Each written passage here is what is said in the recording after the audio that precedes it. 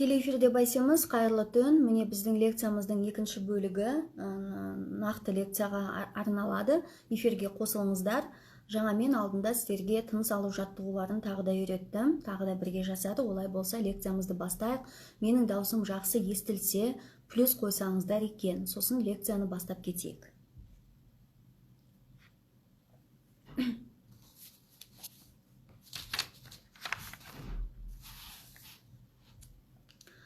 Плюс қоясыздар ма? Даусым жақсы естіле ма? Қымбатты оқырмандарым, даусым жақсы естілсе, жақсы хендмейд, көп рахмет сізге. Даусым дұрыс естіледі, я онда мен комментарийді өшірейін. Ал комментарийді өшірдік. Бүгінгі біздің тақырыбымыз, жалпы біздің сабағымыздың, тегін сабағымыздың тақырыбы бұл қуат көзін көбейт, чакраңды аш деп аталады. Жалпы біздің өмірімізде осы чакралардың, яғни жарық орталықтарының бізге қандай да бір пайдасы бар ма, жоқ па, оларды қалай жұмыс ете аламыз, қалай жақсарта аламыз. Осының барлығы туралы осы 2 күн бойы үздіксіз айттым. Енді бүгін 3-ші күн, бүгін біз әйел табиғатына көңіл бөлеміз, иә? Әйелдің тартымдылығы. Ең бірінші сіздерге өзімнің лекциямнан шағын бір кіріспе айтайын, содан кейін барып негізгі маңызды деген дүниелерге ақырындап бұрыламыз. Жалпы әйел адамның тартымдылығы неге байланысты? Бірінші, ол өзінің энергиясына байланысты, әйелдің сана деңгейіне байланысты. Әйел адам тек қана төменгі чакралар деңгейінде болса, сезіммен тек қана ең төменгі қорқыныш чакрасы деңгейінде болса, онда әйел адамда сондай бір керемет тартымдылық та, керемет энергияда болмайды. Иә, сексуалды энергия бұл маңызды, бірақ та бұл өмірде ол энергиядан да жоғары өте рухани энергиялар болады. Иә, сол себептен біз бүгін тартымдылыққа біраз мән берейік. Тартымдылық деген бұл қазақша аударғанда мен осылай аудардым, сексуальность деген сөздің қазақша баламасы тартымдылық. Ең бірінші біздің энергиямызды дене деңгейінде, яғни физикалық деңгейде қалай көтере аламыз, иә, рухани деңгейге өтпей тұрып. Бұл жағдайда бізге әрине билер көмектеседі, және жаңағы мен сіздерге көрсеткен түрлі тыныс алу жаттығулары, гимнастика барлық көмектеседі. Жалпы би бұл біздің әйелдің энергиясы, тартымдылығы, сексуальность ашатын өте мықты тәсіл. Әсіресе шығыс билері. Трайбл, мандала, каошики деп аталады. Шығыс билері трайбл, мандала және каошики. Каошикиға байланысты сіздер мен телеграм каналыма, не болмаса ютубке де салып қоямын. Бұл биді күнделікті 20 минут орындау керек. Бұл би біздің организміміздегі 20-дан астам ауруға ем. 20-дан астам біздің энергетикалық деңгейде және физикалық деңгейде органдарымыздың жұмыстарын жақсарту үшін, өкпенің жұмысын жақсарту үшін, бізге тартымдылық беру үшін, бізге икемділік, серпімділік, жаңағыдай гибкость дейді ғой, сондай бір нәзіктік беру үшін өте қажетті би. Бұны 20 минут үздіксіз орындау керек. Оның өзінің бір музыкасы бар, және оның өзінің жасайтын жаттығулары бар, және бұл біздің ең бірінші жаңағындай қолымыз бен аяғымызды қалай қимылдатамыз, біз өмірде де солаймыз, иә? Қандай да бір жаттығулар жасаған кезде, бас кезінде сіз қолыңыз қай жақта, аяғыңыз қай жақта екенін білмесеңіз, онда сіз өмірде де солай жүресіз. Ана затыңыз ана жақта, мына затыңыз мына жақта. Орысша айтқанда порядок жоқ. Біз айтамыз ғой, порядочный адам, иә? Сондай тәрбиелі адам деп. Сондай бір тәртіп жоқ, өміріңізде тәртіп жоқ. Демек, сіздің өміріңіздегі дүниелердің барлығы сіздің приоритет, сіз үшін приоритет, не болмаса сіз үшін ұсақ-түйек, соның барлығы араласып кеткенде, бұл жағдайда әйел адам өзінің негізгі әйелдік табиғатынан ажырап қалады. Сол себептен бұл би осы біздің жаңағындай назарымызды тиісті жаққа аударады. Ол қолды көтеріп билейді, ол биді. Қолды осылай көтеріп, бірінші мына жаққа қарай бұрылады, аяқ екінші жаққа. Қол мына жаққа болса, аяқ мына жақта. Осылай бір ғана, былайша айтқанда, көп қимылдар емес, 1-2 қимыл бар. Сол қимылмен билеген кезде адам өзінің бүкіл денесін игере алады. Бұл биді бірінші күні билеген кезде, екінші күні мына мықын тұсында бір боль, ауыртпалықтар, ауырсынулар пайда болуы мүмкін. Бұдан ешқандай да қорқудың қажеті жоқ. Бұл сіздің күнделікті ешқандай да дене жаттығуларын жасамайтындығыңыздан хабар береді, және сіздің мына мықыныңызды мүлдем қозғалтпайтындығыңыздан хабар береді. сондықтан сіздерге үй тапсырмасы бұл каошики. Егер менің мүмкіндігім болса, кейінірек сол каошикиді өзімде билеп, өзімнің сторисімнан мүмкін тікелей эфирден көрсетемін. Бұны мен ұзақ уақыт өзімнің практикама айналдырғанмын. Енді шын айтайын, бұл өте тамаша би, және біздің мына талиямызды да шығарады. Әдемі. Әйел адам, жаңа айтады ғой, әйел адам 8-діктің белгісі болу керек, 8. Қараңыздар. Әйел адам мынандай 8 саны сияқты болу керек, Мынау біздің бас жағымыз болса, мынау біздің аяқ жағымыз, ал мынау біздің беліміз, Сондықтан да біздің беліміз енді осындай қылдай емес, бірақ осындай жіңішке болу керек.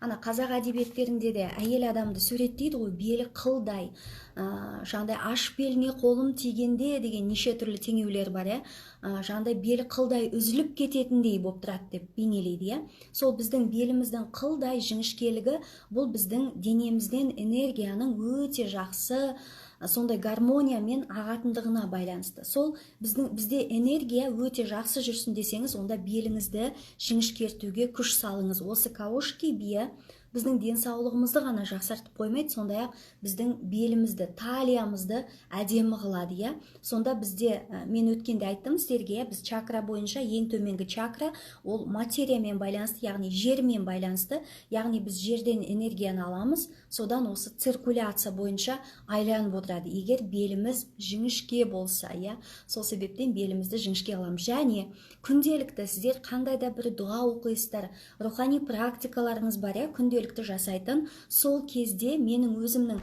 практикамнан, мен енді солай істеп отырамын көп жағдайда, жаңағыдай малдас құрып отырған сияқты, малдас құрып отырған сияқты боламыз да, сосын белімізді айналдырып отырамыз. Белімізді кәдімгідей бірінші оңнан солға қарай, сосын солдан оңға қарай, Осылай, мысалы, сіз бір дұғаны айтып отырсыз, мысалы, астағфируллах әл-азим, астағфируллах әл-азим, күнде таңертеңгілік уақытта, әсіресе адам кішкене ұйқыға қарай бейім болып тұрады, мүмкін бір нәрсені ұзақ уақыт оқи берген кезде адамның ұйқысы келіп, сол сәтте ұйықтап кетуде мүмкін, білесіздер, сондықтан осы қимыл әрекетті істеу арқылы сіздер бір шетінен ұйқыны да қуасыздар, сондай-ақ сіз бүкіл денеңізбен бірге, как будто сіз бүкіл денеңізбен бірге сол астағфируллах әл-азим, Алладан кешірім сұрап жатқандай боласыздар, тек қана даусыңыз ғана қосылмайды, сіздің бүкіл денеңіз қосылады. Осы бірінші рухани жағы, осы екінші физикалық жағы, бұл сіз осы рухани практиканы жасау арқылы да сіз өзіңіздің мына мықыныңызды, беліңізді жіңішкерте аласыз. Және мына бел ауырады, неліктен, беліміз қозғалмайды, және омыртқаның жұмысына өте жақсы, жамбасқа өте жақсы. Сондықтан міне осылайына отырамыз. Мысалы, қымбатты оқырмандар, тікелей эфирде байсеміз деген сияқты, осылай бір дұғаны қайталап 100 рет оқу керек болса, осылай 100 рет айналып отырасыздар. Сонда әшейінде өзіңнен өзің 100 рет секір десе, не болмаса 100 рет осылай беліңді айналдыр десе, біз оны істей алмаймыз, бірақ та біз сол дұғамен, және сол дұға арқылы, сол молитва арқылы, сол практика арқылы келетін Алладан қуатты пайдаланып, сол белімізді де айналдырамыз, және біз аузымызбен ғана емес, бүкіл денемізбен қосылып дұға айтамыз. Былайша айтқанда, бүкіл біздің клеткаларымыз қосылады. Енді бұны мен қаншалықты дұрыс емес дегенді мен айта алмаймын, өйткені бұны мен өзім осылай ойлап таптым деп өзім осылай практикаға қостым, маған өте ұнайды, және осы кезде сенің бүкіл мына денең бәрі қимылдайды, кәдімгідей қан жүреді, таңертеңгілік, кәдімгідей қан жүреді, энергия жүреді, өзіңді өте күшті сезінесің, не болмаса былай, иықтарыңызды қозғалтып отырсаңыздар да болады, иықтарыңызды қозғалтыңыздар, бастарыңызды қозғалтыңыздар, мысалы, сол кезде біздің бүкіл денемізбен бірге Алла тағаладан кешірім сұрап, Алла тағаладан дұға тілейміз, белімізді жақсылап тұрып айналдырамыз. Сол кездегі жаңағыдай мына белдегі, омыртқадағы, арқадағы қапсырма, зажим дейді ғой, солардың барлығы бір ағытылып жатқан сияқты сезінеміз, кәдімгідей бір күшті соларға энергия барып жатқан сияқты, солар прямо сондай лүп-лүп етіп демалып жатқан сияқты, бұл біздің әйелдік тартымдылыққа, яғни біздің сексуалды энергиямызды дамытуға өте керемет жаттығу. Егер бұлай жасамайым десеңіздер, онда өздеріңіз бұған бөлек уақыт арнаңыздар, осылайынан белімізді айналдыра береміз.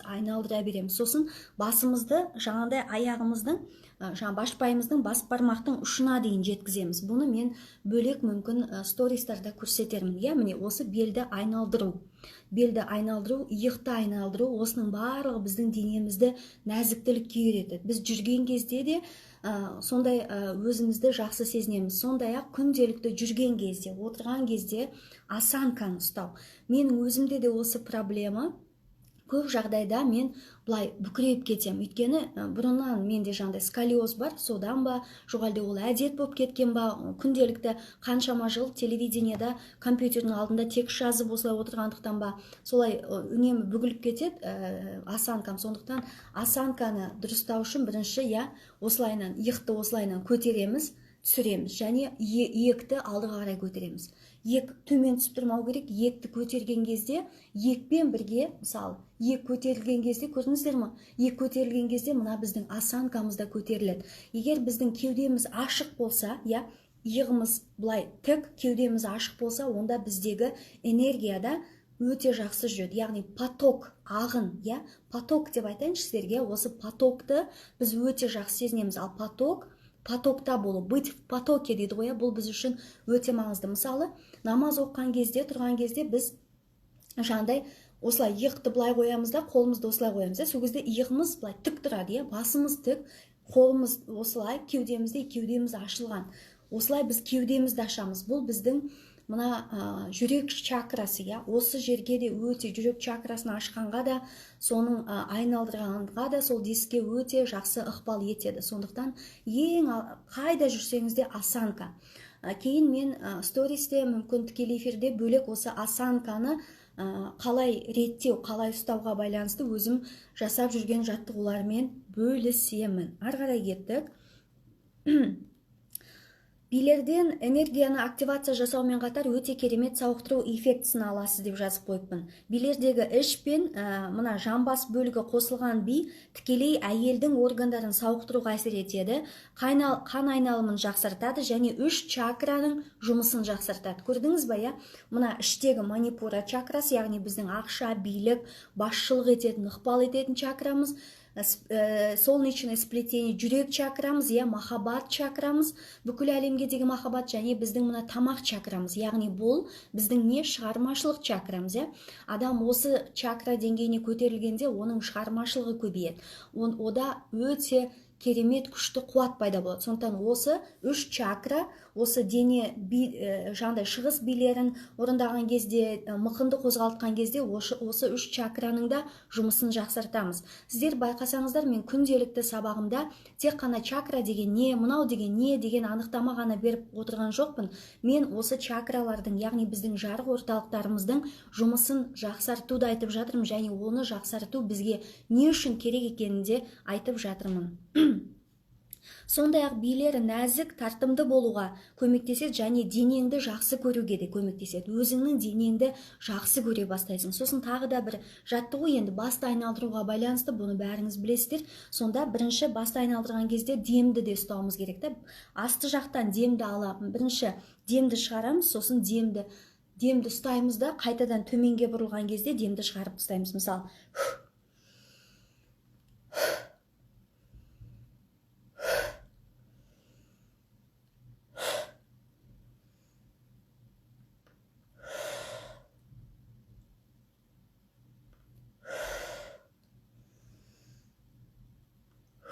не көрдіңіздер ме? Қараңыздар, бүкіл біздің басымыз қозғалады, сондай-ақ біздің демді деп шығарып тастаймыз. Мына жаққа барған кезде демді терең аламыз. Осы арқылы біз өзіміздің мына тамақ чакрамызда, яғни осы шығармашылық біздің өзіміздің даусымызды жеткізу, өзіміздің пікірімізді білдіру, өзімізді осы өмірде табу, өмірлік мұратымызды табу, хоббиімізді табу деген сияқты өте мощный алапат энергия жабылып тұрса, біз осы жаттығулар арқылы соның барлығын ашамыз. Яғни мына жаққа кәдімгідей нұр құйылады. Ары қарай кеттік. Тағы да әйел тартымдылығын не көбейтеді? Бұл енді гимнастика түрлі, би дедік, сонымен қатар йога. Енді йога, пилатес, бұны сіздер әрқайсыңыздың өздеріңіздің еріктеріңізде жасайсыздар ма, жасамайсыздар ма, бірақ бұны біздің дінімізге қайшы, бұл біздікі емес деген нәрселерді қойып, тура мысалы намерение қандай, денсаулыққа байланысты десеңіз, онда жасауға болады. Мысалы, ең бірінші билейсіз ба, жоқ әлде бір қонаққа барасыз ба, не болмаса біреулерді қонаққа шақырасыз ба, үйді жинайсыз ба, тамақ істейсіз ба, қандай да бір жұмысты бастамас бұрын бірінші біз ниет етуіміз керек. Сол ниетіміз түзу болса және ниетіміз дұрыс болса, біз сол нәрсенің пайдасын, нәтижесін көреміз. Мысалы, бұл йогамен айналысар кезде қандай ниет етеміз? Мен өзімнің денемнің тартымдылығын қалыптастыруға, мен өте сексуальный әйел болуға, тартымды әйел болуға, нәзік әйел болуға және денсаулығымды жақсартуға ниеттендім. Я Алла, мен ниетімді қабыл ете көр. Міне осы жағдайда ниет.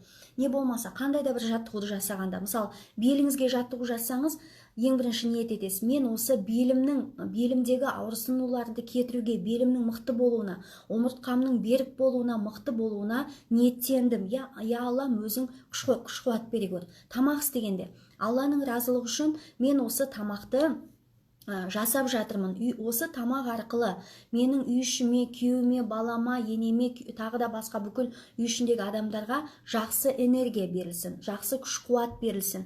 Бүкіл дәрумендер осы тамаққа құйылып, сол дәрумендер берілсін. Жақсы ойлау тенденциясы қалыптасын. Енді бұл өздеріңіздің фантазияларыңызға байланысты қандай сөз айтасыздар, осының барлығын айтып жүріп істеу керек. Сондықтан әйел адам не істесе де аузы жыбырлап жүру керек. Аузы жыбырлаған кезде, туй құдайым-ай, осы бір нәрсе бітпеді, ау қашан осы тірлік бітеді, осы үйдің отымен кіріп күлімен шығамын, бла бла бла бла деген емес. Алланың разылығы үшін, осы тамақты Алланың разылығы үшін істеп жатырмын. Өздеріңіз байқайсыздар, тамақты осылай ниет етіп, яғни орысша айтқанда намерениемен жасаған кезде тамағыңыз ерекше дәмді болады. Тамағыңыз ерекше дәмді, сіңімді, жайған наныңыз, илеген наныңыз, тураған етіңіздің барлығы өте керемет бір энергия қонады және оны ішкен күйеуіңіздің энергетикалық деңгейі көтеріледі, санасы көтеріледі. Бұның барлығын мен сіздерге мына сегіздіктің суретін салған сияқты көрсете алмаймын.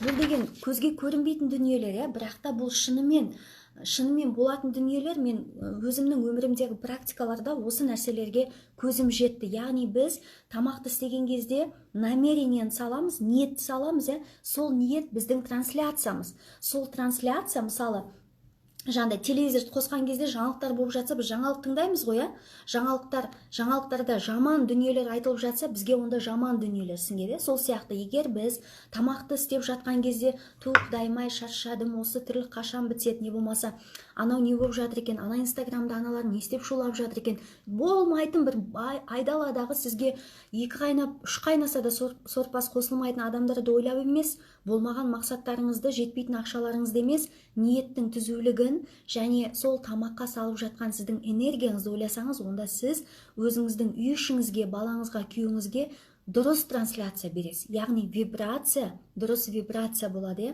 Сонымен тамақ істегенде, үй жинағанда, киім үтіктегенде, кір жуғанда, барлық нәрсені істегенде, тіпті күйеуіңізге массаж жасап жатсаңыз да ең бірінші ниет етіңіз. Жақсы ма? Ары қарай кеттік. Енді шығармашылық. Біздің тартымдылығымызды өсіретін дүниенің бірі бұл шығармашылық екен.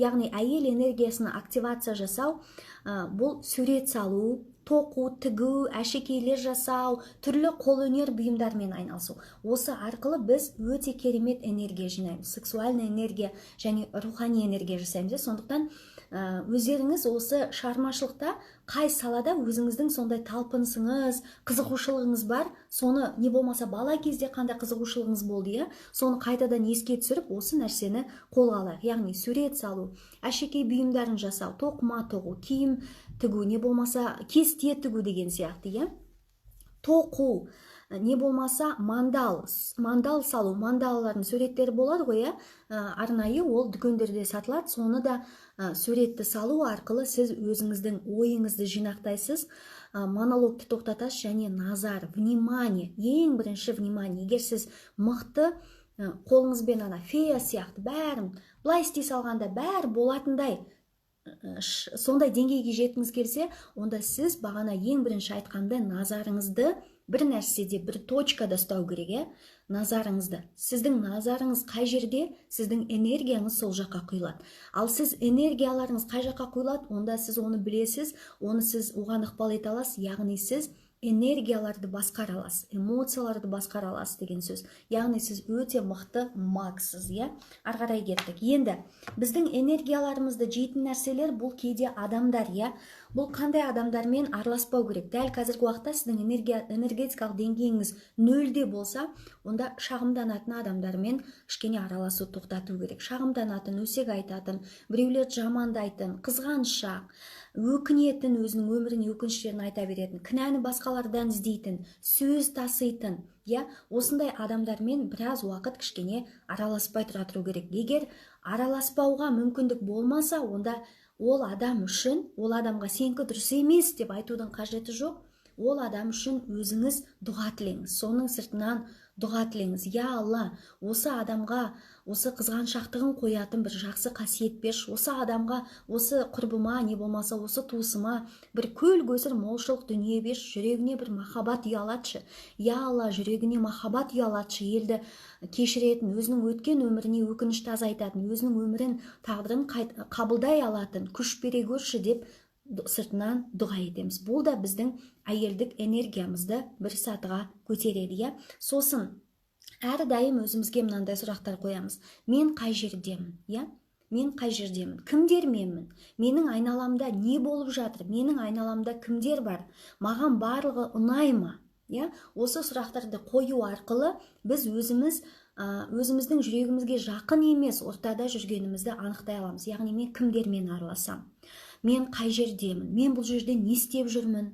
Менің айналамда не болып жатыр? Әрқашанда осы сұрақты қою арқылы біз осознанность, саналы деңгейге көтерілеміз.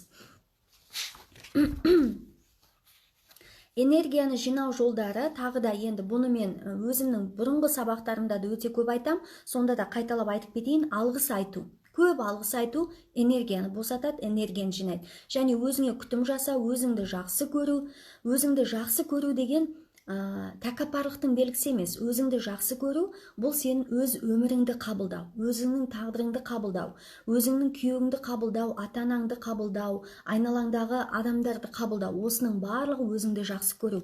Өзіңді жақсы көру деген Құдайым-ай, өзім-ай деген нәрсе емес, иә? Не болмаса үстіңе барлық жылтырақ дүниені киіп алып, күні бойы жаңағыдай бетіңмен алысып, денеңмен алысу деген сөз емес. Әрине, өзімізге күтім жасаймыз, бірақ өзіңді жақсы көру деген бұл өзіңді қабылдау. Тырнағыңның ұшына дейін, шашыңа дейін, көзіңе дейін, мұрныңа дейін, бүкіл болмысыңмен өзіңді қабылдау. Яғни бұл жерде комплекс жойылады, адамның өзін өзі бағалау артады. Яғни өзіңді қабылдау деген сөз бұл Алла тағаланың бұйрығымен, заңдылығымен келісу деген сөз, мен келістім. Бұл менмін, осындай болсам да менмін, Алла мен осылай жаратты, мені осылай жақсы көріп жаратты. Мен өзімді қабылдаймын, Өзімді қабылдасам не істеймін? Мен онда биополиямды қабылдау энергиясымен толықтырамын. Қазір мен сіздерге бұның мәнін айтамын. Сондай-ақ тағдырымды қабылдау арқылы не істеймін? Мен тағы да биополиямды жақсартамын. Күйеуімді қабылдау арқылы не істеймін? Күйеуіме рұқсат беремін. Қандай адам болғысы келсе, сондай адам болуына, басқа адам менің ойымдағыдай болу керек деген астамшылдықты, деген тәкаппарлықты алып тастаймын, Ары қарай кеттік. Ән айту, мен сіздерге өткенде де айттым, бұл біздің шығармашылық чакрамызды ашады, сондықтан үйде жүрген кезде ән айтыңыздар. Не болмаса бір әдеби шығармаларды, классикалық шығармаларды, керек емес үнемі мотивациялық кітаптар оқып миды ашту. Кейде білесіздер ме, адамның да миы ашиды, адамның да миы шатасады. Сондықтан сіз белгілі бір дұғаны оқысаңыз, тек қана соны оқыңыз. Ана жақта, мына жақта, мынанды оқу керек екен, ананды оқу керек екен, ананды істеу керек екен, мынанды істеу керек екен. Керек емес. Бір нәрсе сіздің жүрегіңізге жағама, соған жабысыңыз да соны оқи беріңіз, Сондықтан мен сіздерге бүгіннен бастап классикалық шығармалар оқуды ұсынамын. Классикалық шығармалар бұл біздің мидағы монологты тоқтатады. Классикалық шығармалар біздің энергиямызды жоғары деңгейге көтереді, сондай-ақ біздің тілімізді байытады, яғни біздің шығармашылық энергиямызды ашады. Яғни ол классикалық шығармаларды кәдімгідей дауыстап оқу керек.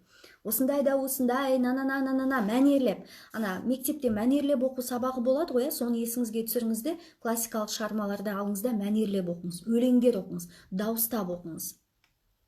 Бұл арқылы сіз дауысыңыздың тембрінде жөндейсіз және дауыс ырғағыңызды бір керемет нотаға келтіресіз, сондай-ақ өзіңіздің вибрацияларыңызды да жақсартасыз. Так, би билеуді айттым, әдемі жүру. Әйел адамға тартымдылық үшін әдемі жүру. Көбінесе мегаполисте, қалаларда біз осы ала шапқынға кіріп кетеміз де, қазір карантин болған соң бәріміз үйде отырмыз. Ала шапқынға кіріп кетеміз де, дөйт басамыз, тез жүреміз, мысалы. Иығымыз қайда қалды, осанкамыз қайда қалды, жамбасымыз қайда қалды, басымыз қайда, ешқайсына мән бермейміз де, әйтеуір тез болу керек та. Сондықтан күнделікті қалай жүресіз, қалай бұрыласыз, қалай қарайсыз, бұның барлығы әйел табиғаты үшін өте маңызды. Өйткені біз еркек емеспіз ғой, кейде байқайсыздар ма, әйелдер қазіргі заманда еркектер сияқты жүреді, өйткені еркектің энергиясына кіріп кеткен. Әйел еркектің энергиясына кіріп, яғни қатты, жесткі энергияларға кіріп, табысқа жете алады, карьера жасай алады, бәрін істей алады, бірақ бұл әйел үшін тиімсіз, әйел үшін бұл үлкен залал келтіреді. Оның денсаулығына, жеке өміріне, сұлулығына, табиғатына, мінезіне, рухани дүниесіне бұл залал келеді. Сондықтан да біз әрдайым тек қана әйелдік табиғаттан қимылдауымыз керек, әйелдік табиғаттан жұмыс істеуіміз керек. Әйел дұрыс жұмыс істеу керек, және әйел сияқты үйде отыру керек екен. Бұның барлығын енді ақырындап үйренеміз, сонымен былай жазып қойыппын, өзіңді аққу сияқты сезін деп жазып қойыппын, көз алдыңызға аққуды елестетіңіз. И сол аққуды Вадим Зеландтың, өздеріңіз білесіздер, трансферфинг реальностьте Вадим Зеландтың мынандай бір өте мықты жаттығуы бар. Мысалы, сенің өзіңнің бет әлпетіңде, түріңде, ішінде бір нәрсе ұнамаса, сен өзіңе бір слайдтар жасап ал дейді. Слайд, мысалы, сіздің слайдыңыз аққу болсын да, Сіздің слайдыңыз аққу, мысалы, сіз үнемі осылай, жаңдай, гадкий утенок сияқты жүретін болсаңыз, онда сіздің слайдыңыз аққу. Аққу сияқты елестетіңіз да өзіңізді.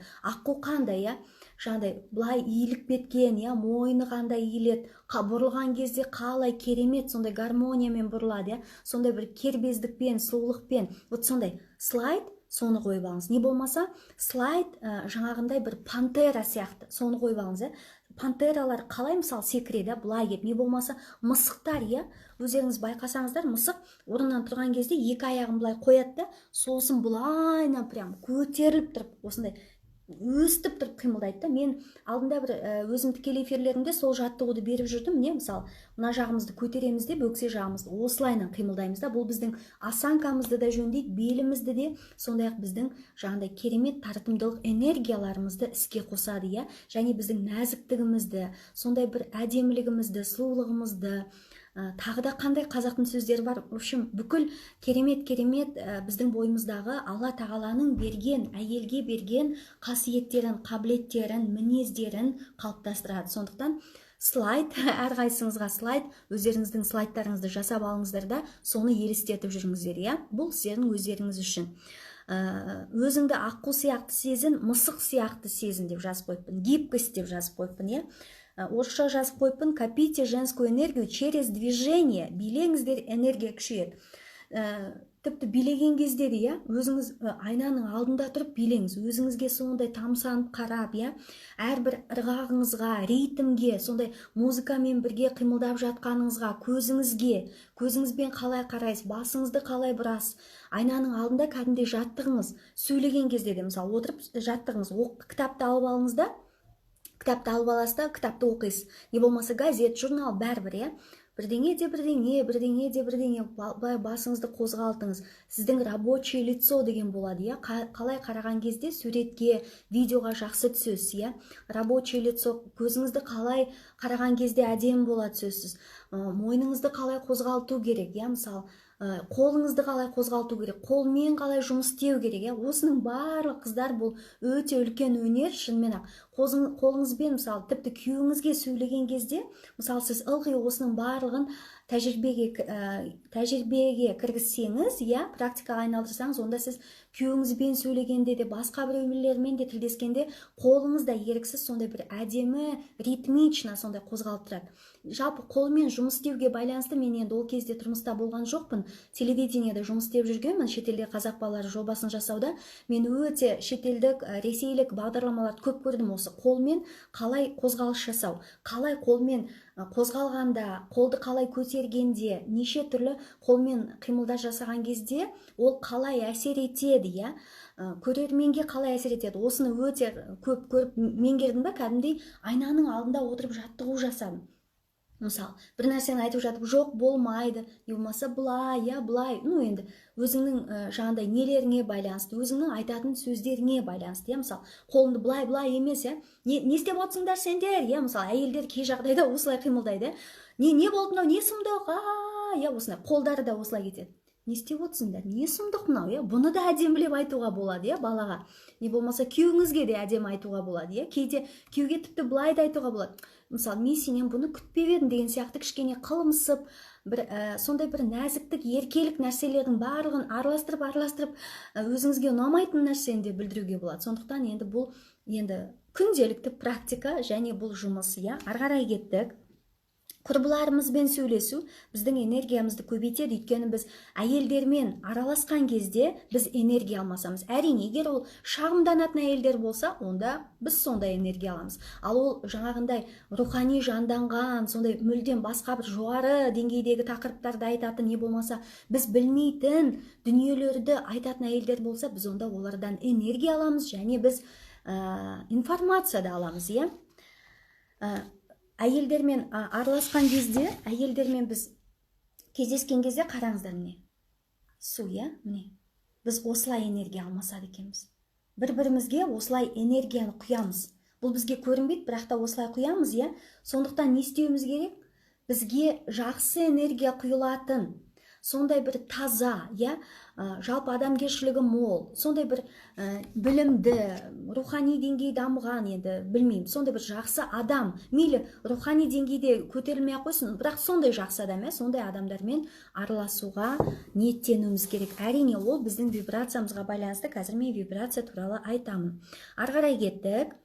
Жақсы көретін ісіңмен айналыс. Бұл біздің чакрамызға да байланысты екенін айттым, бірақ отбасыңа зиян келтірмейтіндей етіп істеу керек. Әйел өзінің жақсы көретін ісімен айналысса, және ол жақсы көретін ісі оған табыс әкелсе, бұл өте күшті, бірақ ол сенің отбасыңа зиян келтірмеу керек. Қойыңдашы, осы мен жұмыс істеп жатырмын, мен мазамды алмаңдар деген нәрсе, ол әйелдік тартымдылыққа, әйелдік энергияға ол қарама-қарсы, сондықтан осы жағында ойлану керек. Одан кейін жүзу.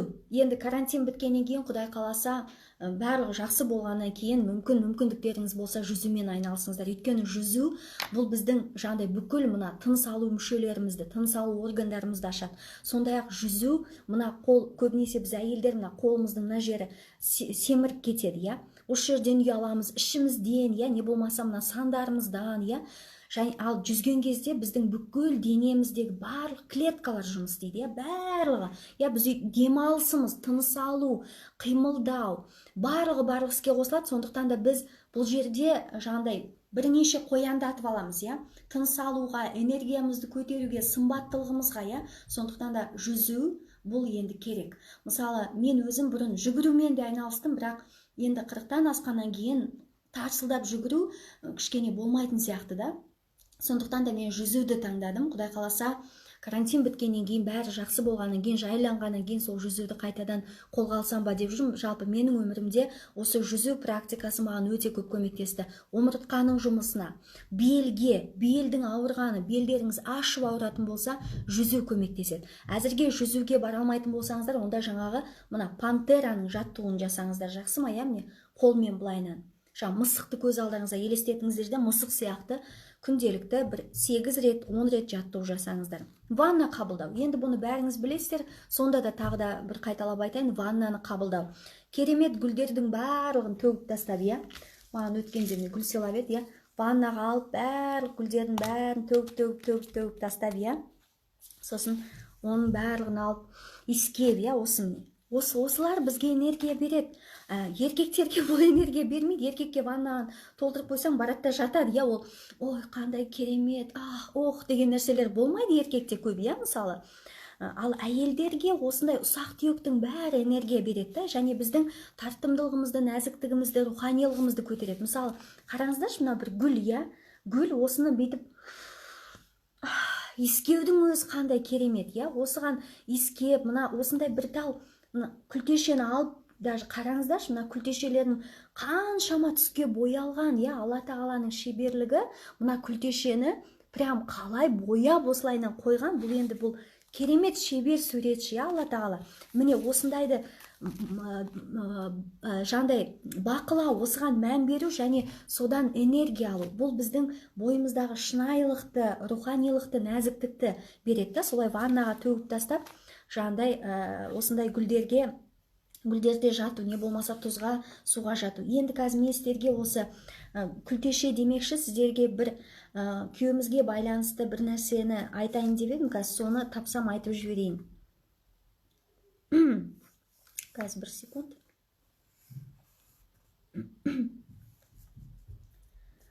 Мына жерде көп жазып қойыппын да, қазір таппай жатырмын.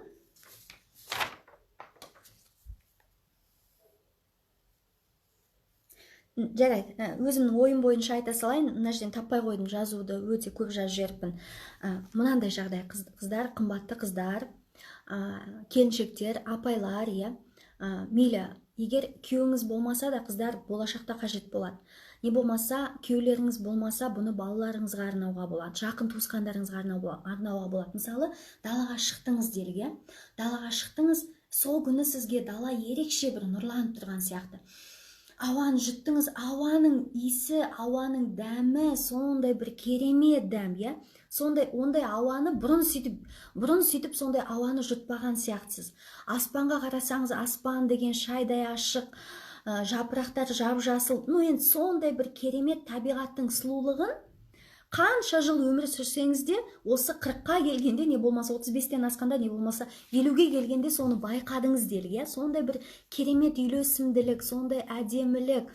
Ох, шіркін-ай деп бір айтатын бар ғой, мысалы, түх шіркін-ай тегі. Мысалы, мынандай қыздың сұлуын-ай деп айтатын, түх шіркін-ай, мына жердің табиғатының кереметін-ай, ауасының тамашасын-ай деп айтатынымыз бар ғой, керемет, супер деп, сондай бір күшті бір волнительный дейді, сондай толқынысқа толы бір керемет вибрация, сезім келеді, сол кезде біз не істейміз? Сол сезімді айтамыз. Алланың разылығымен осы дәл қазіргі осы сезініп тұрған вибрациямды, осы бір керемет махаббатқа толы сәтті мен күйеуіме арнаймын. Көрдіңіздер ме? Міне, біз барлық нәрседен, былайша айтқанда, біз пайда күнеміз әйелдер, біз барлық нәрседен выгода деймі, енді бұл қатты выгода емес, барлық нәрседен бір волшебство тауып, сол волшебствоны өмірімізге енгізуіміз керек. Көрдіңіздер ме? Біздің сол тамсанғанымыз табиғатқа шығып, ой, рахат, супер, классно, ой, қандай ауа күшті, деп осылайынан демалған кезде, соны Алланың разылығы үшін, Алла, бәрін көруші, бәрін естуші, құдіреті күшті Алла, міне осы дәл осы сәттегі сезімімді, осы таза вибрацияны, осы сенің берген күшіңді, энергияңды, осы санамның осындай деңгейге көтерілуін, сенің әрбір бояуыңды көргенім, әрбір сенің жаңағындай жұлдызға мән беруім, ағашқа, жапыраққа, тағы да басқаға, осы сезімді, осы керемет вибрацияны мен күйеуіме бағыттаймын, күйеуімнің санасын дамытуға, күйеуімнің жолын ашуға, күйеуімнің денін сау қылуға, күйеуімнің иманын бекітуге, осыны қабылдай көрші, осыны күйеуіме бағыттаймын, осыны қабылдай көрші, осы ниетімді, ниетімді қабылдай көрші деп айтамыз. Міне осы да біздің дұғамыз, қымбатты оқырмандарым. Біз жүріп жүріпте, тұрып жүріпте, билеп жүріпте, ойнап жүріпте, кез келген кезде біз күйеуімізге дұға етіп, сондай сезімдерімізді арнай аламыз. Және қай кезде біз мысалы, күйеуге болмаса тағы да кімге арнауға болады деген сондай бір сұрақ туындауы мүмкін орынды, кімге? Балаңызға, қызыңызға, әке-шешеңізге, бауырларыңызға, тіпті достарыңызға, бүкіл әлемге, барша адамзат баласына, барлығына. Сосын қымбат әйелдер, мысалы, садақа береміз ғой біз енді, садақа берген кезде, садақадан болған сауапты, Алла, менің жолдасыма, сауабын жолдасыма жаза көр. Осылай біз күйеуімізге дұға айта аламыз. Не болмаса, осының сауабын менің ата-анама жаза көр. Осының сауабын менің балама бере көр. Осылай да айта аламыз. Не болмаса, қараңызшы, сіз үйіңізді тап-тұйнақтай етіп жинадыңыз, сосын жинадыңызда, үйім қандай тап-таза болып қалды деп бір күшті сезімге бөлендіңіз. Біз кез келген сәтте кез келген сезімге бөлене береміз ғой. Вот сол кездегі сәтті, сол сезіміңіздің тазалығын да күйеуіңізге арнаңыз. Не болмаса, балаларыңызға арнаңыз. Осы таза үйде балаларым осындай, балаларымның ойы тазалансын, күйеуімнің ойы тазалансын, күйеуімнің бойында өзінің тағдырын қабылдайтын күш пайда болсын, Алла тағалам. Және саған мойынсынатын күш пайда болсын, күйеуімнің иманын беріп қыла көр. Содан кейін барып, бірінші кезекте Алла тағалам өзіңе мойынсынатын күш бере көр күйеуімнің жүрегіне. Өзіңді қабылдайтын күш бере көр, иманын бекіте көр. Содан кейін барып біз оның жолын аша көр, ақша бере көр, андай қыла көр, мұндай қыла көр, табысты қыла көр деп содан кейін барып сұраймыз. Өйткені қараңыздар, бұның өте маңызды бір фактор. Егер біз күйеуімізге Алладан бірінші Аллаға мойынсыну, қорқу және қорққан кезде жаңағыдай жақсы көру, және өзінің тағдырын қабылдау, осыларды сұрамасақ, иман сұрамасақ, жүректің тазалығын сұрамасақ, жүрегіне махаббатты толтырып қоюын сұрамасақ, егер біздің күйеуіміздің жүрегінде тек қана қомағайлық, ашқарақтық және сондай ақша деген нәрсе, қомағайлық сезім болса, онда ол ақша, ол табыс біз үшін қайырлы болмайды, Ол нәрсе біздің бір жерімізден шығады. Қазақтар айтады ғой, бір жерін, бір қарғағанда жаман сөз бар да, бір жерін тесіп шықсын деген сөз. Сондықтан біз қандай нәрсені сұрасақ та бірінші осы дүниені іске қосамыз. Байқап отырсаңыздар, мен әйелдің энергиясын айту арқылы біз күйеуімізге де қалай дұға жасап, күйеуімізді де қалай санасын дамытуға болатын дүниелерді айтып отырмын. Ары қарай кеттік. Өзенге түсу, сумен сөйлесу. Енді сумен сөйлескен кезде біз судан ештеңе сұрамаймыз, бірақ не істейміз? Қандай керемет су, Алла тағалам осындай суды қалай мөлдір қылып жаратқан. Осындай тамсану сөздері арқылы біз энергия жинаймыз. Және бұлақ бастау болады ғой, бұлақ болады ғой, сондай бұлақтың көзіне түсу, сондай бастауларға түсу. Өзен, көл, теңіз, мұхит, осындай таза, табиғи таза суға түсу, бұл енді әрине әйел адамның энергиясын өте жоғары деңгейге көтереді. Және ол кезде біз не сұрай аламыз? Алла тағаладан, Алла тағалам, осы суды мықты қылғандай, күшті қылғандай, мені де күшті қыла көр. Осы суды таза қылғаныңдай, менің де бойымды осы сумен тазалай көр. Біз бәрін тек қана Алладан сұраймыз. Ал жаңағы су, табиғат, тағы да басқа дүниелердің барлығын Алла жаратқандықтан, олар бізге себепші. Біз солардың Алла жаратқан нәрселерге жаңағындай шүкіршілігімізді, жақсы көретінімізді, сезімімізді білдіріп, солар арқылы Алладан сұраймыз. Аллам, осы су сияқты, осы сумен, осы сумен мен денемнің барлығын шая көр. Дәрет алған кезде де, ғұсыл құйынған кезде де, Аллам, осы су арқылы менің бойымдағы барлық кінәратымды, өкініш сезімдерімді, өз-өзімді аяушылықты, өз-өзімді жек көрушілікті, қабылдамаушылықты, күйеуімді қабылдамаушылықты, күйеуіме сөз қайтаратындығымды, осының барлығын тазалай көр, менің санамды тазалай көр. Осы су арқылы менің жүрегіме махаббат құя көр. Өйткені су бұл энергия ғой, білесіздер. Әйел де осындай энергия сияқты ағып жату керек. Сондықтан кез келген сәтте, кез келген нәрсені пайдалану, бұл біздің әйелдік табиғатымыз, бұл біздің міндетіміз. Ары қарай кеттік.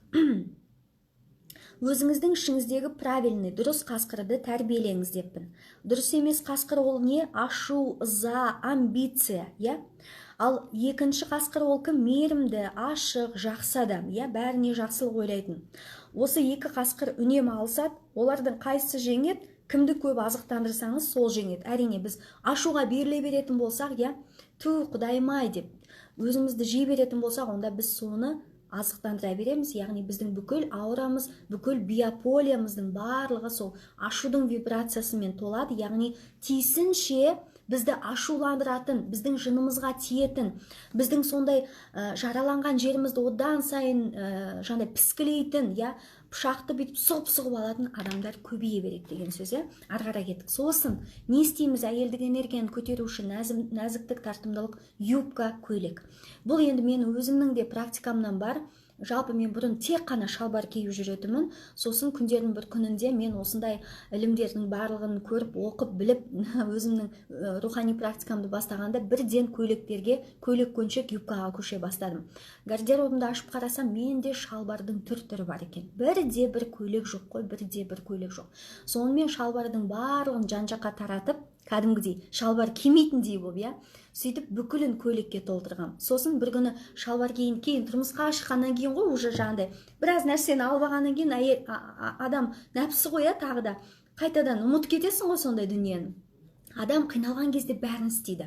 Біреулер айтады, ой, мен мынаны істей алмай жатырмын, мынаны ұқпай жатырмын. Өйткені сен достаточно қиналған жоқсың. Сен қазір сондай қатты қиын, сондай үзілетін шақта тұрған жоқсың да. Адам қатты қиналған кезде барлығын істейді, Жаңағыдай не болмаса, адам өте көп күнә жасап, өзінің сондай жаман болып кеткенін сезсе, ол барлығын істейді. Оразаны да ұстайды, намазды да оқиды, түннің бір уақытында тұрып тахажудты да оқиды, тәубе намаздарын да оқиды, бүкіл дұғаның барлығын жаттай бастайды. Адам сондай аш-қарақтан бәрін істей бастайды. Өйткені күнәсін бәрін жою керек қой. Ал кішкене бір комфортный жағдай туындады ма, бітті, адам қайтадан жаңағыдай нәпсінің несіне қарай жүреді. Ой, жарайды, қош, соның бәрі айта береді. Аналар қалай жүр, ал ана адамдар соны істемей ақ жүр, жап-жақсы, бай, сондай керемет, сондай нәрсе. Бұл бәріміздің бойымызда бар. Сол сияқты менің де бойымда бар, мысалы, кейін кезде қайтадан шалбарға көше бастадым. Бірақ сіз қазіргі энергияңыз төмен деңгейде болса, не болмаса тұрмысқа шықпаған қыздар, тек қана көйлек, юбка. Гардеробтарыңызды осымен көбейтіңіздер. Өйткені көйлек, юбка бұл нәзіктік береді. Бұл біздің әйелдік табиғатымыз. Енді қазіргі уақытта көйлектің қатты жерге салбырап жүрмейді ғой енді, бұрынғы замандарда қараңыздаршы, біздің апаларымыз, баяғы замандағы ата-бабаларымыз, біздің аналарымыз қандай салбыраған, 19 ғасыр, 18 ғасыр, батпақ, ешқандай асфальт жоқ, салбыраған көйлектер киген, сонымен бүкіл жұмыстарын тындырған. Әйелдік энергия, ұзын көйлек, міндетті түрде. Шалбар, джинсиді тастаймыз. Дәл қазіргі уақытта джинсы бұл енді мода, сән үлгісі, джинсовый әйелдер өте көп, сондықтан джинсиді тастаймыз. Ал осымен мына лекция тамам. Енді мен сіздерге жаңағы вибрация туралы айтам.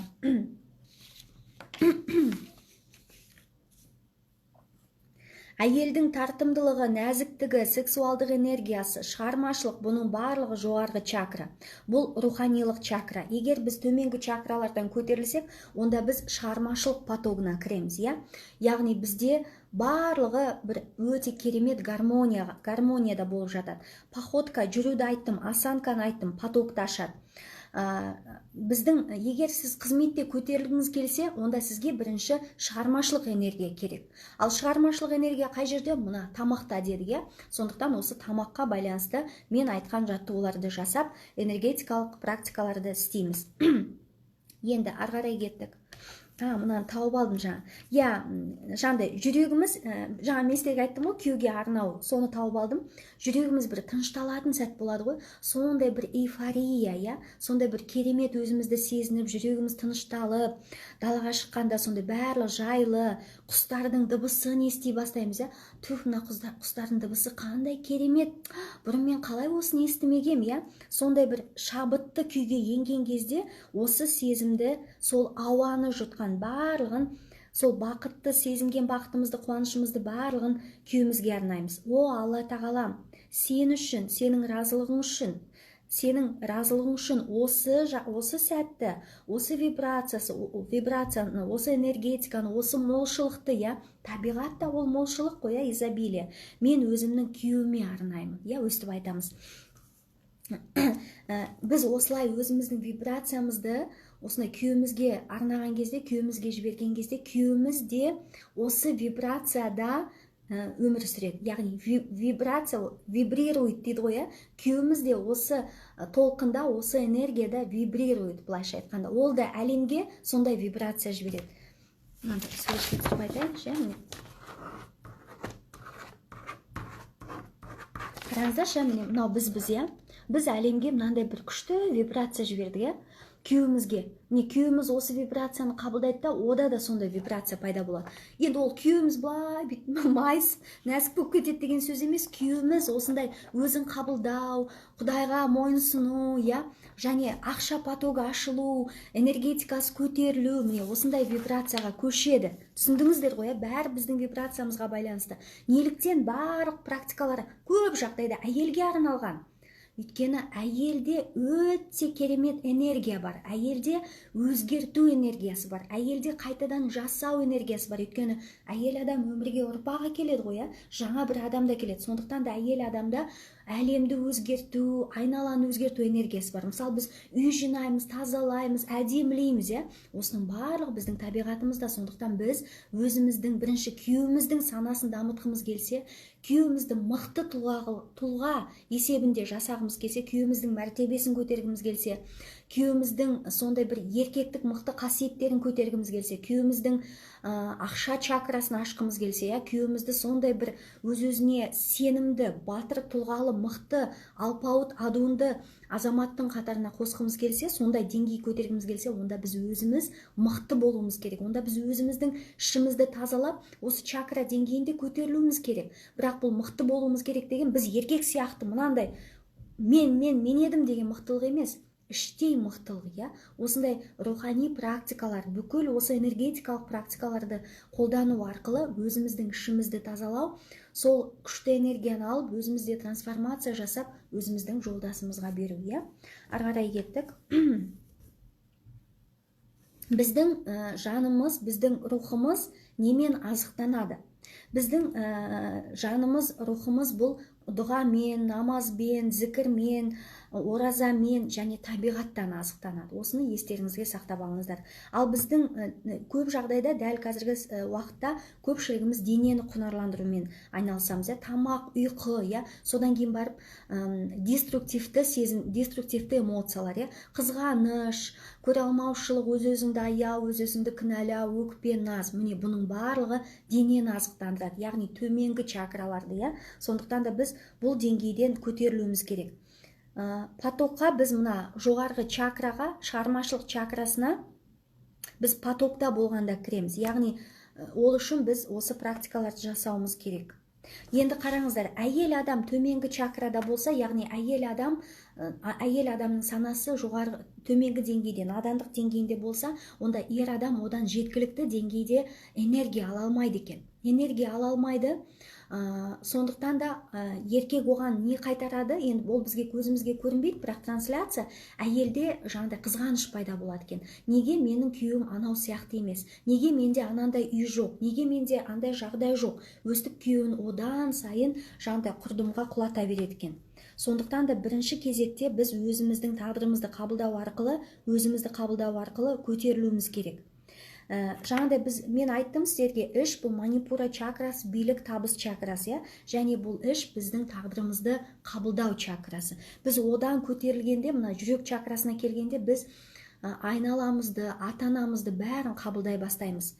Бұл жаңағыдай жүректің көзін ашу чакралары, бұл кезде біздің рухани деңгейіміз көтеріле береді, яғни біз осы вибрацияны күйеуімізге береміз деген сөз. Және Құдайдан не сұрау керек? Құдайдан мейірімділік және махаббат. Мейірімділік, махаббат, иман, ниетіміздің түзулігін. Болды, басқа еш нәрсе керек емес. Енді қараңыздар, кейде мынандай жағдай болады. Біз айтамыз, мен бүгіннен бастап жақсы адам боламын. Вот бүгіннен бастап бітті. Мен тек қана жақсы сөйлеймін, жақсы ойлаймын, бүйтемін, сөйтемін. Бұлай айтуға болмайды екен. Өйткені әр адамның қараңғы жағы және ақ жағы болады, темная сторона, светлая сторона, жаңағы жаман қасқыр, дұрыс емес қасқыр және мейірімді қасқыр сияқты әр адамның осында екі жағы болады, сол екі қасқыры. Сол қараңғы жағы бұл біздің нәпсіміз, қараңғы жағымыз нәпсіміз, жарық жағымыз біздің рухани жағымыз, жақсы адам болуымыз. Енді қараңыздар, біз өзімізге айтқанда, бүгіннен бастап мен сондай жақсы адам боламын, жақсы әйел боламын деген кезде біз жаңағы мына өзіміздің қара тұсымызды игнор жасайды екенбіз. Яғни нәпсіміз нәпсімізді игнор жасаймыз. Біз бұны игнор жасамауымыз керек екен, өйткені ол бізге одан сайын қараңғылықты, жаңағындай жаман дүниелердің барлығын әкеп тастайды да, сол кезде бізді жаңағындай жышылар арбауы мүмкін. Өйткені мейлі қандай керемет адам болсын, естеріңізде болсын, өздеріңіз дәл қазіргі уақытта вау, қандай күшті әйел деп сондай бір тамсанып жүрген әйел болса да, какая бы классная она не была, бәрібір ол әйелдің де қараңғы жағы, яғни темная сторона, қараңғы жағы міндетті түрде бар. Барлық адамда бар, бүкіл адамда. Сондықтан да біз өзіміздің қараңғы жағымыз жоқ, мен сондай адуванчикпін, мен жақсы адаммын, мен жақсы сөйлеймін, жақсы ойлаймын деген сайын біз жаңағы нәпсімізді қоздыра береміз да, қараңғы жағымызды игнор қоямыз. Өйткені Алла бізді солай нәпсімен жаратты ғой, сондықтан біз не істейміз? Өзімізге тым өзіміз көтере алмайтын жүкті алмаймыз. Қазір мен сіздерге дұрыстап айтып берейін бұны. Біз мойындаймыз, менің осындай қараңғылық жағым бар. Қандай керемет болсам да, менің де кемшілігім бар, Мысалы, біреулер айтады, жоқ, мен қызғаншақ емес, мен өмірі онда ешкімді қызғанғаным болған емес. Бұндай болмайды екен. Әрбір адамның бойында өмірлік периодына байланысты, өмірлік кезеңдеріне байланысты қызғаныш болып тұрады, Қызғаныш білеміз, жаман сезім, Сондықтан да біз қызғаныштың бетін қалай қайтарамыз? Мойындаймыз. Мен қызғаншақпын. Мен сол кезде қызғанып кеттім, қызғанып өліп кете сақтадым. Өзіңізге мойындаңыз, ол адамнан ұялсаңыз, өзіңізге солай мойындаңыз. Мен қызғаншақпын. Сол кезде жаңағы жыршылар аяғын тартады екен. Ал егер біз жаңағыдай жоқ, мен қызғаншақ емеспін, жоқ, Құдай сақтасын, мен қызғаншақ емеспін, ойбай көре алмай не болыпты соны? Бітті, одан сайын бізде жаңа нәпсіміз қоза түседі екен. Сондықтан осыдан сақ болу керек. Қазір тағы да бұны дұрыстап айтамын. Міне қазір. Бүгіннен бастап мен жақсы әйелмін деп айтуды қоямыз, өзіміздің қараңғы жағымызды игнор жасамаймыз, өйткені нәпсі бізде бар. Біреулер менен сұрайды кейде, қалай рухани деңгейге бір көтеріліп, сондай баланста, сондай деңгейде қалуға болады деп. Еш уақытта. Тұрақтылық қай кезде болады деген, тұрақтылық еш кезде. Біз тірі кезімізде біз тұрақты өмір сүре алмаймыз. Стабильность деді ғой, стабильность жоқ. Стабильность ол өлі адамда ғана.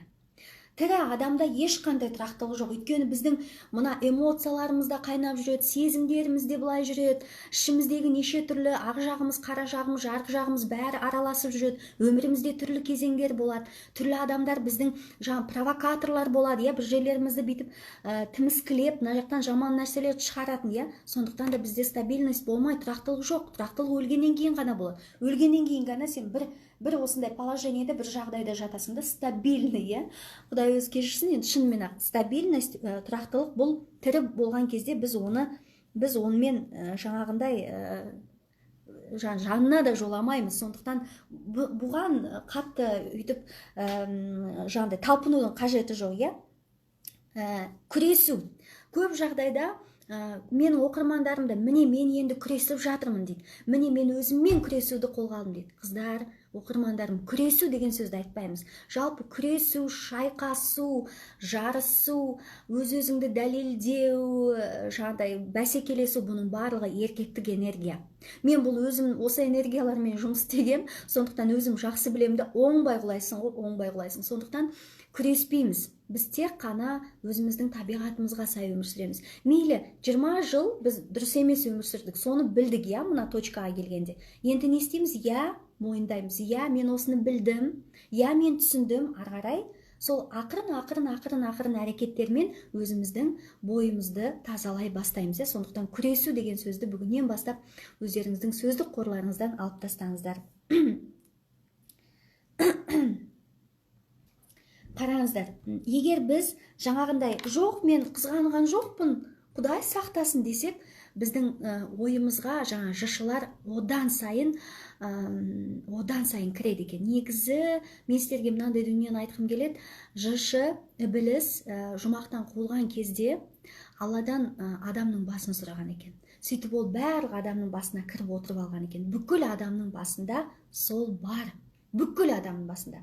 Енді қараңыздар, біз мен қызғанбай, мен ондай емеспін, мен сондай адамын ойбай, менің жаман ойым болған жоқ, я мен үйтіп айтайын деген жоқпын. Өстіп ақтала бастаған кезде сол жыршылар одан сайын бізге әскерлерін жібереді да, жаңағы бала шағаларын барлығын жібереді да, одан сайын бізге кіреді да, жаңағыдай ішімізден айтады да, ол қойшы сол өзінше болмасыншы, я не болмаса өзінше саған билік етейін деп тұрған сияқты, сен олардан мықтысың, бітті кетті.